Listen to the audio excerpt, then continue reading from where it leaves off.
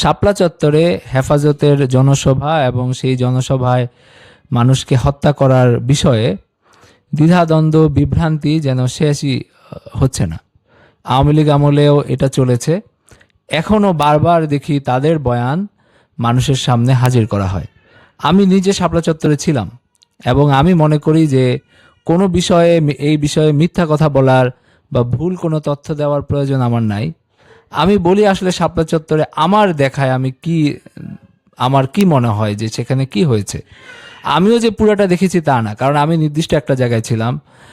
পুরা এরিয়ায় কোথায় কি হয়েছে এটা আমি জানি না, কিন্তু আমার দেখায়, আমার পর্যবেক্ষণে শাপলা চত্বরে যেটা হয়েছে, প্রথমত যখন 8টা পয়েন্ট থেকে মানুষজন শাপলা চত্বরের দিকে আসছে, যখন ঘোষণা দেওয়া হলো যে সবাই শাপলা চত্বরে আসেন, তখন এই এরিয়া বায়তুল মোকাররম মতিঝিল এরিয়ার চারপাশে অবস্থান নেয় যুবলীগ ছাত্রলীগের সন্ত্রাসীরা, এবং তারা যারা আসতেছে তাদেরকে বাধা দেওয়ার চেষ্টা করে, তাদের উপর হামলা করে এবং সেখানে কিছু মানুষ মারা যায়।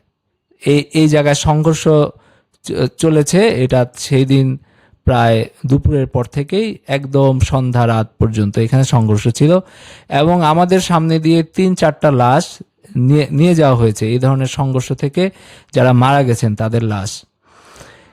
এরপরে যখন রাত 12টার সময় পুলিশ হামলা করলো, তখন কিছু মানুষ মারা গেছে বিভিন্ন জায়গায়, একেবারে শাপলা চত্বরে না। শাপলা চত্বর তো মূল পয়েন্ট। এখানে যারা ছিল তারা পিছন থেকে যখন সাউন্ড গ্রেনেড মারা হলো, যখন কাঁদানে গ্যাস মারা হলো, তখন কিন্তু মানুষ অনেকটা ছত্রভঙ্গ হয়ে গেছে এবং এই জায়গা ছেড়ে বিভিন্ন দিকে গিয়েছে। যখন প্রবেশ মুখে এই যে শাপলা চত্বর এবং পল্টনের যে দিক থেকে হামলা হয়েছে, এই দিকে যখন হামলা হয় এবং যখন মানুষ ছত্রভঙ্গ হয়ে বিভিন্ন জায়গা দিয়ে যখন ছুটে পালিয়ে যাচ্ছে, সেখানেও তাদের উপর হামলা হয়েছে। এটা পুলিশের চেয়ে বেশি করেছে যুবলীগ ছাত্রলীগের ছেলেরা। তারা ধারাল অস্ত্র দিয়ে হামলা করেছে এবং সেখানেও কিছু মানুষ আহত নিহত হয়েছে। সঠিক সংখ্যাটা আমরা জানি না। এই জায়গায় আপনার অনেকে যেটা বলছেন আর কি, যে শাপলা চত্বরে মারা যায় নাই, এখানে একটা ফাঁকি আছে। এই যে সাবির মোস্তফা, তিনি কাদির কল্লোলের সূত্রে তিনি বলছেন যে বিবিসি দেখে নাই কেউ মারা গেছে। তো আপনি যদি শাপলা চত্বরের মূল পয়েন্টে দাঁড়িয়ে থাকেন, এখানে তো মারা যাওয়ার কিছু নাই। এখানে সাংবাদিক নিয়ে আসছে এবং আপনাদেরকে দেখাচ্ছে যে এই জায়গায় কোনো মানুষজন নাই, সব ছত্রভঙ্গ হয়ে বিভিন্ন দিকে গেছে। তো এই জায়গায় কেন মারবে? এখানে তো মারা যাওয়ার কিছু নাই।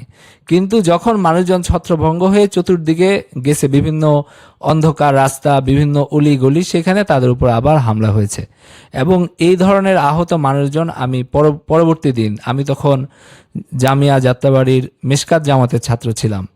পরবর্তী দিন মাদ্রাসায় এরকম আহত অনেক মানুষ ছিলেন যারা ওই আসার পথে আহত হয়েছেন এবং আমরা শুনেছি তারা আবার চট্টগ্রাম চলে যাচ্ছিলেন, সেই যাওয়ার পথেও তারা আবার আক্রমণের শিকার হয়েছেন। পরদিন যখন এই খবর ছড়িয়ে পড়ে, তখন বিভিন্ন জায়গায় বিক্ষোভ হয়, সেখানে আবার মানুষ মারা যায়। যেমন মাদারীনগরে মানুষ মারা গেছে, হাটহাজারীতে মানুষ মারা গেছে, এরকম বিভিন্ন জায়গায় সেদিন শুধু মাদারীনগরেই প্রায় 30 জনের মতো মানুষ মারা গেছে, হাটহাজারীতে 25-30 জন বা 20 জনের মতো মানুষ মারা গেছে। শাপলা চত্বরে মানুষ মারা যায় নাই এই কথা বলে আসলে সাবির মোস্তফা বা ইসলামী আন্দোলনের যে নেতা বললেন, তারা আসলে কি বলতে চান? আমরা যে বলি শাপলা চত্বরে মানুষ মারা গেছে, আমরা কি বুঝাই যে এই নির্দিষ্ট এরিয়ায় মরছে? আমরা তো এই গোটা ঘটনাটার কথা বলি, যে আসার পথে মানুষ মারা গেছে। শাপলা চত্বরে আসার পথে যারা 8টা পয়েন্ট থেকে যখন শাপলা চত্বরে মানুষ ঢুকে, সেই পয়েন্টগুলোতে যুবলীগ ছাত্রলীগের সন্ত্রাসের অবস্থান নিয়েছিল, মানুষকে বাধা দিয়েছে, সেখানে মানুষ মরেছে। আবার ফিরে যাওয়ার সময় মানুষ মরেছে। আবার পরবর্তী দিন যখন বিক্ষোভ হয় বিভিন্ন জায়গায় এটার প্রতিক্রিয়ায়, সেখানেও মানুষ মরেছে। তাহলে আপনার যদি 200 জন মানুষ মারা, যেটা নির্বিচার হত্যাকাণ্ড না, এটা তো আপনার 100-200 জন মানুষ যদি মারা যায়, এটা তো এটাকে আপনি গণহত্যা, আমরা যেটাকে মাস মার্ডার বলি বা নির্বিচার হত্যাকাণ্ড বলি, এটাকে অবশ্যই নির্বিচার হত্যাকাণ্ড বলা যায়। তো আপনারা কেন বারবার হলো শাপলা চত্বরে মারা যায় নাই, বিবিসি দেখে নাই, আবার ইসলামী আন্দোলনের লোক এসে বলতেছেন যে শাপলা চত্বরে অল্প কিছু মানুষ মারা গেছে, গণহত্যা বলার মতো না। মানে এগুলো করে কি আপনারা হাসিনা শাহীর বয়ানকে প্রতিষ্ঠা করতে চান? এবং আপনাদের আসলে এটার মধ্যে কি স্বার্থ আছে সেটাও আমাদের খুঁজে বের করা উচিত।